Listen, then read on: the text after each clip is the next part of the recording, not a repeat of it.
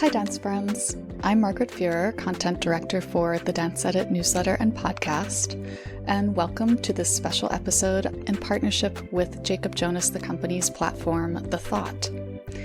The Thought, which you can find online at thethought.art, is dedicated to amplifying the voices and the work of people who are moving culture into the future by being bold and actively rethinking processes and systems in the arts world. In line with that theme, today we have a conversation between two artists/disruptors. Gypsy Snider is a co-founder and artistic director of The Seven Fingers, a creative collective that combines circus and dance and theater. It is based in Montreal, but also now, as you'll hear, has an outpost in San Francisco at Club Fugazi. Daniel Ezralow started out as a dancer with Lar Lubavitch and Paul Taylor and Pilobolus and was one of the original members of Momix. Since then, he has become an in-demand choreographer and director working all over the concert and commercial worlds, and also running his own company, Ezralow Dance. Both of these artists have careers that span the nonprofit and for-profit worlds. So we brought them together to discuss not just the pros and cons of those two systems as they apply to dance and performance, but also to talk about how they might be reimagined to better meet the needs of today's artists, and especially those working in the United States. By the way, this is the last you'll hear of my voice until the very end of the episode. Gypsy and Daniel have such deep knowledge about this topic that we didn't want to get in the way of their dialogue. But just to orient you a bit, we began the conversation with the question about whether nonprofit models might be quote-unquote better for arts organizations, which is a belief that's common in some corners of the arts world. And the answer to that question started with a discussion of how the nonprofit model affects the process of creation versus how the for-profit model affects that process. So that's where Gypsy is beginning here. Enjoy.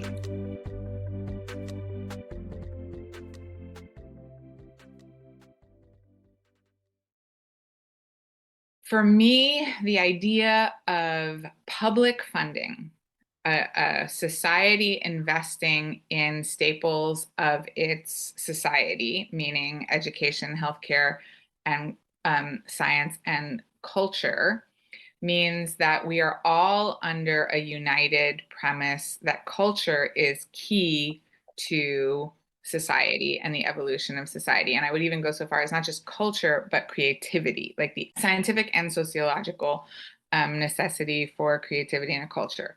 So when you are creating using public funding, it is a very pragmatic necessity to create art for the exercise of creating art. And it is not for creating something that will be successful either financially or necessarily that the audience has to like it. So for me, the necessity of a nonprofit is exactly that. It's creating art without the goal of creating for profit.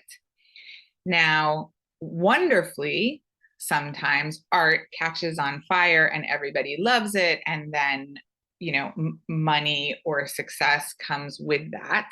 But when you solely create art with the need to survive financially or to become successful financially, that impacts the creative process. The neurological creative process becomes completely tampered with. So on a very scientific level, you need to create art at its most, to be truly creative, you need to not need to do it for money. And you also need to not do it to have people love you. And that is something that I think in America, it's very difficult to understand. And I think if you go see art that makes you angry or that you think isn't good, you get angry. Like, why did I spend my time doing this? Well, if you don't cultivate the true freedom of expression, then we're in a fabricated world. And unfortunately, capitalism is a fabricated world that only works for those who can succeed by mass production or mass consumption. That was wonderful, Gypsy. That was like a good introduction to the class at Stanford or Berkeley. But I do have some thoughts about that. I rather agree with you on the premise that you're making. The first premise is that art is a necessity, and art is a necessity for society. And sorry to say, America doesn't see it as a necessity. Our schools pay for mathematics, for reading, for writing, but there are dyslexic kids that can make paintings beyond your imagination. And we don't fund that in the same way. We don't see art as a necessity. So there's no question in my mind that we've got it wrong in America. I think Europe has a government-funded society of cultural institutions. You can be a choreographer, you can be a dancer, you can be a painter, and you can live a normal life. Albeit maybe you don't have a yacht, maybe you don't have a penthouse, but you live an existence as good as many people that have a working wage. That doesn't happen in America. In terms of the good and bad nonprofit, it opens up a bit of a Pandora's box, because when I started dancing late in my life, so up to the age of college, I was really looking at pre-med and other things, and I took a dance class. It changed my life because I understood that I could speak. I didn't care about money at all. I just needed to dance. So going to New York, I became a dancer, and all I wanted to do was dance. And I danced in the nonprofit world, the modern dance scene, which was Lar Lubavitch and Paul Taylor, and But what I came from, my father being an accountant, he busted his bum to make sure that his kids could have a living. So what was instilled in me is that there's a service to provide. Every human being provides a service through communication. So when I broke away from New York nonprofit world and myself to Connecticut with Moses and Momix, I said to myself, why won't people pay for what I do? What I do is valuable. Why do I have to ask people for money to do something that I think is very valid? So therefore, we started creating our art in a way that people would pay for it. Now, is that all of a sudden corrupting the art mind or not? It's a big discussion, because I actually think that art is about communication. If I go into the woods and I start sculpting a tree, I'm doing it for me. I don't care if anyone sees it. But if I all of a sudden want someone to appreciate this, if I make a chair out of a tree and want someone to sit on it, or it to sit in a gallery and someone to look at it and say, oh, it's so beautiful, the wood, the curves, then I am dealing with communication. And art, in my mind, must communicate on whatever level. It doesn't have to communicate to the masses.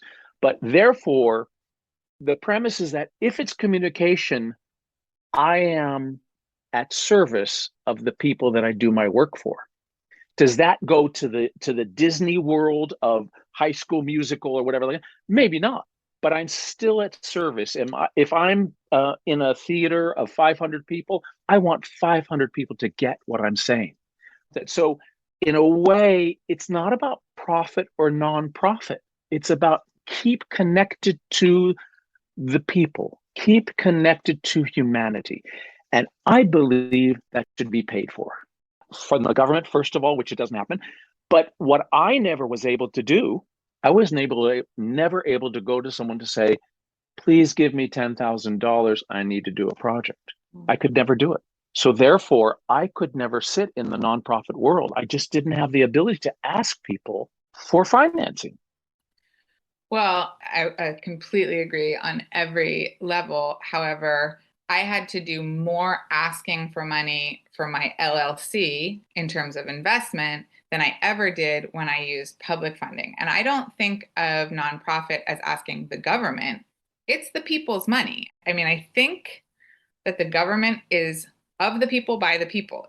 And our taxpayers' dollars is not going to people in the government. It's supposed to go into a system that comes back and feeds us. Now, granted, I've lived in socialized democracies since I was 18, always continued to vote and to pay my taxes in the States and create work in the States. because I left the States actually at 18 because I grew up in the nonprofit and I was like, this is bullshit. I don't want to be poor doing what I'm doing. My parents struggled through the 70s and 80s to create art. And the pleasure of what we did somehow we didn't ever feel that pleasure. I liken my childhood in many ways to like we belonged to some church or cult where it was like you did what you loved, but and people applauded you, but you were never going to be able to survive doing that. It was like you had to live this like monk-like existence to do circus in the United States. In other countries where art is subsidized, what's also interesting is people go to art all of the time.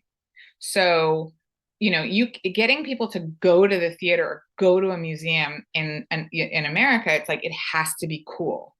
It has to be the it thing. Right. But in Europe, you go to your local theater in the middle of like Hodunk, France. You go every week. You go at least twice a month. And it's like most times people would come to our shows and like, I don't even think they knew what they were coming to see. You just went to the theater because there was theater. Because the basic nature of art is ingrained and woven into the society, which America, sadly to say, didn't do. Yeah, and I'd like to also sort of agree with you because you speak about the responsibility of creating something good in this moment of communication, like showing up as an artist to exchange with the audience, which I really, really can relate to. And the fact that being able to do this profession at all is a privilege and something that I have so much, I'm so honored to still be able to even exist in this realm. So when I create work, I feel responsible to give something to the audience, to open their hearts and their minds and nurture that connectivity that Daniel's talking about. Yeah. However, not however, but as well, the principle of a society saying that art doesn't have to be good or bad. It should not be defined in that way to purely cultivate. I'm going to give money so that people who are creative can continue to be creative. This freedom of trying things, for me, that is at the heart of what a nonprofit should do for a society. Now, just because you're an artist doesn't mean that you get to sit back and like, there was a part of me in France, for example, where people would get so much money and then they would just sort of wallow in it in this creative state and like do one performance a year. And I'm like, that's not it either. Yeah. I think what it is everyone must realize we are doing a service. And I think what an artist's responsibility is to stay out of the ego. Ultimately, what we do, whether we're profit or nonprofit, is we serve. Now, what do we serve? How do we serve? And how does the energy of money work? And I think that's where we come down to the situation where I really think there's certain societies which don't value the energy of art. And they don't pass the energy of money towards the energy of art. The best thing I could do an artist is when a thirsty person walks up, give them a glass of water. Good, bad, or bad water, doesn't matter. Ultimately, what I'm doing is giving people what they need. Whether we're profit or nonprofit, you can make them both work. People have made them both work. Dave Parsons is a good friend. He has to raise, I don't know, $5 million a year to keep his company. And he does great. He's totally nonprofit. I am never been nonprofit. I just don't think we're ever devoid of people that are paying us, whether it's a philanthropic payment or whether it's, I'll give you $10 for that dance. Wanting to really cultivate my brain and my creative muscles and sort of make things happen really didn't feel like there was any infrastructure for that in the United States. That I would really have to be a cowboy in the States to make art work. The places where I was really blossoming myself were in these socialized democracies where there was space. they were more seated in like, no, we've got this. And then you do this company, the kind of the thing that I think socialism can do, which is sort of you sit back into a structure because the structure is comfortable. So this combination of being an American where you're never allowed to really sit back, I was really aware of those two different energies, but subconsciously. And then, of course, what's interesting is the place where I really landed after 8 years in Europe. Montreal, I feel at home in a very different way than I do in the States. And I think it's because the socialized democracy in Canada really embraced both levels, like European and American. And Cirque du Soleil kind of invented this thing. I don't know if it really existed before them, where they were a nonprofit and a for-profit. They have two companies, which from the get-go with the Seven Fingers, we started with a nonprofit, but within a year and a half, we opened our for-profit. And it was so natural and so clear of like the nonprofit in the beginning, it's like, oh, because we can get government money. Let's do it. We can get government money. And then you go like, oh, the slow realization of government, it's not government money, it's the people's money. People pay a lot of taxes here, and those taxes went into my pocket to make shows. So that responsibility thing that you're talking about, Ezra, I feel that even more, because not only are people buying tickets to see my shows, they actually paid taxes for me to make those shows. And then it also became clear, like, we wanted to do corporate work. We wanted to do televised and film work. That was just exciting, fun stuff that I always wanted to do that didn't really fit in the nonprofit model. So having both from the beginning was really important. It sounds great what you're doing. And I always thought about it too, having, whether it was Momix or something else, a profit wing and a nonprofit, because Twyla was doing that because Twyla had the ability to work for Misha and ABT or whatever, and then to go off and do a Broadway show. And so anyone makes sense and says, well, what is this and what is this? I thought about that. I just believe dance should be paid for. Yeah. I just believe it. I mean, I work with Julie a lot, Tamor, and there's no nonprofit there. Yeah. But her work is incredible art. Yeah. And it's all profit.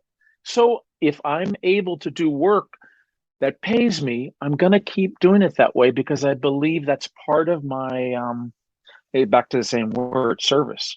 I think I completely agree with what you're saying. And you've chosen a path, and I want to say, I hate this word so much, but you've succeeded in your path. However, for a lot of people, because not everyone is going to be able to achieve what you did in the world of art and what art does for society, not everyone will get to a space where you've gotten, or even remotely to a space where you've gotten.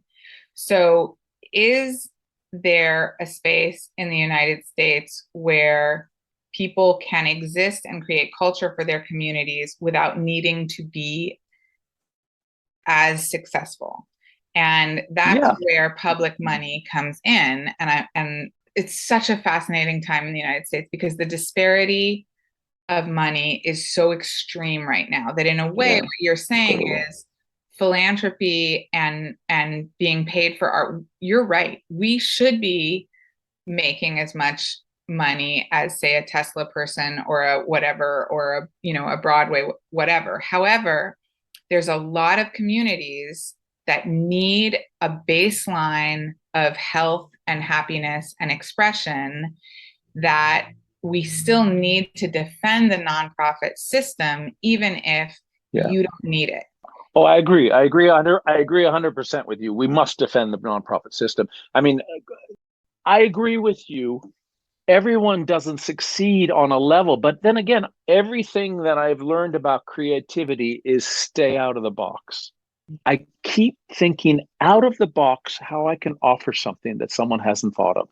How can I change the paradigm? I'm hired for a hair commercial. Salon Selective. It's the best paycheck I've ever had. I mean, I call home to my wife every day. What the F am I doing here? I'm sitting on the set telling a girl how to wave her hair. And it's like, oh my God. And I started shifting and I realized, oh, I'm supposed to be here. Okay, so what am I supposed? So the most important thing became the relationship I had with the actors and how I was able to osmose an idea that it could be a little bit more elevated. Something very base level as product sales could become elevated. And we've seen through Apple and through Spike Jones and, the Apple commercials, we've seen great work, on a level that's very popular and also very out of the box. So I think practicality is crucial, but our job as artists, I think, is to stay with this creative head, is to stay out of the box of we are in an institution following the ways, and therefore we do this. Yes, we've got to support nonprofit, no question. No question in my mind. Yes, we've got to keep philanthropy going. Yes, we've got to keep the big companies, the Bezos and the Elon Musks throwing $1 billion at the arts, because it'll heal more than the missiles that are being shot into Ukraine. No question. But we have to also remember that our job is to keep out there connecting, keep out there exploring. And so that's when I have trouble defining it as nonprofit and profit, because the nonprofit requires me to sit down for the government and say, this penny is here, but this penny is nonprofit. And it's like that would stop my creative instinct right away. Yeah. Making a company, and we're also a collective, so it's very particular. There's 7 of us. We always wanted to think and create outside of the box, and we have almost 0 policies in our company, and everyone thinks we're crazy because every time we start a project, we start from scratch. But we did want to create a box within which we could be creative. And that meant, creating a building. It meant creating an infrastructure. So for example, at the 7 Fingers, all 7 of us earn the same amount of money. And any project that we do goes into the company, and we just get a monthly salary. We basically created a structure to allow us as humans to do the least amount of paperwork humanly possible, and to always know that, like, let's say you've got a great gig here and then there's a dry spell and you're doing less, money making things. Well, someone else of the Fingers is doing that money making thing, which allows us to just have that regular paycheck. And that is a shocker to a lot of people, that's how we created the company. And that kind of collectivity is very rare. It's very difficult. It has required us over 20 years to constantly put ourselves in check, our ego, our work ethic, what we're bringing to the group, what we're bringing to the company, what we're bringing to the world. It's a lot of emotional work, a lot of creative work, and it's also a lot of collaborative work where sometimes you just go like, I just want to do what I want to do. God damn. So we started by founding the nonprofit because we wanted to apply for grants that were available. Very quickly, though, we had done corporate work. We wanted to continue doing commercial work. And we also wanted our margin of profit to rise. And very much what Daniel's saying is like, I would like to be paid for some of the innovative and incredible work that we're able to do. So that's why very quickly we created the for-profit. So what I would say to young people right now is that I believe that the nonprofit is a wonderful way to start getting a project going, especially if you don't have the content or the means to create creative content in order to get that philanthropic support. And yet the nonprofit should never be a prison. So for example, when we started San Francisco, I became the producer, which I write and create and direct and choreograph, but I'm also a producer, which meant I had to go to different people within the community and say, would you be interested in investing in this project? And I needed not just people who are going to invest financially, but people who are also going to invest in terms of community support for this project, because creating a company and a long-running show in San Francisco, I also need the union. I need politicians. I need the restaurants and shops around the corner to want me to be there. There was like a huge amount of community outreach to support that project that I learned from my nonprofit world. And yet it is a for-profit, but the fact that I have all these investors who want this thing to succeed, it means they're coming every week, they're sending their friends, they're talking it up with, it's people from tech, it's people from medical industry, it's not necessarily people from the arts, but in many ways, I created an LLC that looks like a nonprofit. I think your model that you just proposed to me is the model.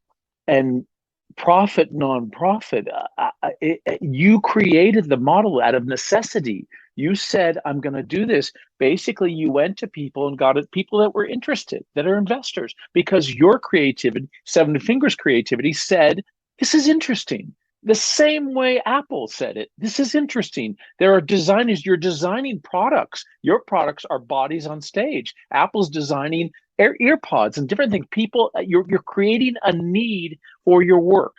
To me, that is the model for art, and that's what it should be. And there's no, you can call it profit or nonprofit because it works in both worlds. What to me actually scares me away from nonprofit is this kind of poverty mentality.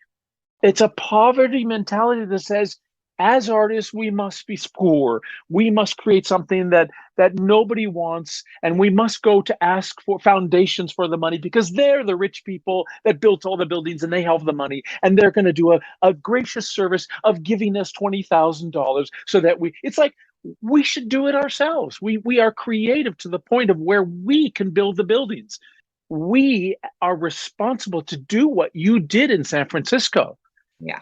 The only thing because I agree, the negativity around the culture of nonprofits, like people who are in the nonprofit world are just moaning. But that's, again, for me, this idea that the money is coming from the government and that the government is something that is other than ourselves. And I really want to be careful about this.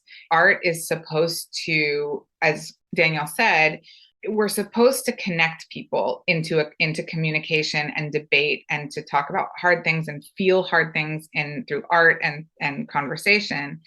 And so my fear is that if we go purely into government is bad, and capitalism is the only way forward, you want to do it, make it happen. There are a lot of people who do not have in the United States access mentally, racially, whatever people's infrastructures are. There's still, for me, the value of destigmatizing and taking that negative thing that you're talking about. I'd love to somehow take that negative conversation away. So I guess what I'm trying to say, Daniel, is that I agree with you, but what I'm worried about is that the actual truth of why the nonprofit exists is going to be abolished. I'm hoping that the future of people who want to make companies and shows, they're going to say, oh, well, let's go with the LLC because the nonprofit is really a downer and I actually want to make money doing what I'm doing. But the responsibility to people who are not in the privileged situation of being in this conversation is also pertinent. I agree. No, I agree totally with what you're saying. I just think that, and I'm not talking as an expert because I have not been in the nonprofit world. I dabbled with it a little bit, but I found it to be a glass ceiling. I found it to be a place where we get our money and we do our little piece. And I don't think it inspired the art. I don't think it inspired the creativity. Have always been donors and philanthropists for great art in the world. There's always been a wealthy duke who gave the money to the painter who wanted a portrait of himself. Rembrandt didn't make his own money. He made money because he had commissions. Bach worked for the church. So in a sense, we've created this kind of weird, I'm not going to say it's broken because I agree with you, Gypsy. We can't just throw the baby out with the bathwater. But when you look to something in Amsterdam or the Dutch National, there's funding for what they do. Billy went to Frankfurt because he had funding. to do the Frankfurt Ballet. And he lived, I would love that. I would love to forget, be funded. But that was a kind of a system which said it was important. We've never created that in America for dance. We've never created that the best thing was the dance touring program of the 80s, which actually believed that dance should go around, and the NEA had money, but that went out with, the 90s, and that was gone. So the necessity is in this conversation in a way, and it's opening up a new onion in a way, is how do we get the downtrodden kind of small mentality of the nonprofit to rethink that? How do we rethink that? So it's more expansive, it's more gracious, it's more utilizing the opportunities that are there with the internet revolution. I just don't want artists to be suppressed anymore. Yeah. And it's so important that we elevate ourselves as artists. We think bigger, we think stronger, we are not afraid to risk ourselves. It's just a matter of keeping connected and keeping talking and keeping thinking and not suppressing the small artists, like you say, Gypsy, that might not say, don't suppress yourself. Be an artist, make a commitment to it and go on the line. And then, what happens somewhere in the Industrial Revolution, the 40s, is we started going from have what you need to get as much as you can. And if we could redefine that and get what we need, maybe we could shift some of this paradigm. Of course, it's a big discussion. It's a big political discussion. It's a big capitalistic discussion. But that mentality actually is a successful mentality. Have what you need. Some people need a lot. Some people need very little. So the disparity between the profit and the nonprofit is not necessarily bad. It's just we can't suppress the nonprofit. Totally. And I think, if I want to make a show, if I want to create a show and get the funding to do it and a place to do it and an audience to come and see it or someone to sell those tickets and all that stuff, it's very complex. Our nonprofit thing was basically like there was an amount of money that you could get from the government if you were going to create a new work. You write a pitch, you write it all out, and bam, we had $30,000. And that $30,000 was a fraction of what we needed to actually create our first show. But it was enough to get us going. And after that, very quickly, we said, we don't need to be dependent on this system. We can continue to activate the public money system for arts. We continue to use it a lot. It saved us during the pandemic, but we don't want to be dependent on it. To be dependent on it is false from the get-go. And I think that that's something I just realized listening to you speak, Daniel, is that it's just a tool. Nonprofit is just a potential tool that might be accessible in your community and it might not be. And it might be something that if you do use it, you need to know, I just used this group of taxpayers' money. I need to give back to this community in some way. That is great what you're saying. That is 100% in agreement. Don't become dependent upon it. Or if a pandemic hits and you don't have money, then you can use that as a structure to help you, which I know was a total chaotic scene for everyone around the world during the pandemic, but it did save us. And now we feel deeply indebted to Montreal and we want to give back to Montreal. So I really think it needs to constantly be an exchange. And let's just remember that government and government money is people's money, and it is people investing in their society. And so that means that even the poorest people or the lowest income people are philanthropists. I can't say the word anymore. Philanthropists. It's really hard to say what someone should do. You must do what you need to do. And were I young today, I would do what I needed to do. If that means dance naked on the street, I would do it. Or if it means try to beg and borrow to get into the Wallace Theater, I'd do the same. But everybody has different needs too. You have to be true to yourself. You must go inside and find out what you need to be the greatest dancer in the world. You need to have a company. I remember something so specific when me and Dave Parsons were in Paul Taylor. We went up to his one room apartment and he said, I want to be able to pay people. And I couldn't understand what he's talking about.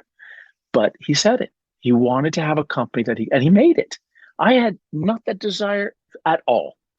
That's not what I wanted to do. I wanted to go out there and dance and make work and travel the world. But I saw it. So everyone has their own needs. And I think that is what people have to listen. A young dancer, a young artist must go inside and identify what they need, because the need is the most important thing for the artist. I would have to agree 100,000,000% that you have to be authentic to what your needs are. And when you're growing a plant, you need a seed, you need dirt, you need water, you need sun, you need air. And so, whatever your environment is, if you have any kind of vision, you're going to always add all those components or it's not going to grow. And I think, you better than I, as we've clearly established, understand the digital world better than I do. And so that's a huge component of your work because it's one of the elements you need to grow. And that's incredible. Because I was successful with live performance, I was able to continue that, created a momentum that I was able to continue feeding. And if you feel that there's public funding and that's a thing that's going to continue making the momentum happen, great. If it is not, if it is philanthropic, then go that way. It's really what Daniel said. You have to be very true to yourself and true to your environment. Is there access to light, water, dirt, air? And sometimes it happens because you risk. Sometimes it happens just because you risk. You follow your heart and you risk. But again, what Gypsy said too, you've got to be true to yourself. Don't just adopt a system because it seems like the right thing to do. Yeah. And never take a system at face value. I mean, that's the other thing. I think we go, oh, it's the government, or this is what nonprofit is. If there's a grant, go get it and do what you want with it. Change that system. Tell the people who have the grant writers, we had to say, you don't understand what it takes to make a circus show. This is not, if you need to listen to us, that money is for us and it needs to work for the world now. And that improves government, which then improves the situation for the next guy who's applying for a grant. We play this game in order to keep playing the game. We don't play this game to win and be done.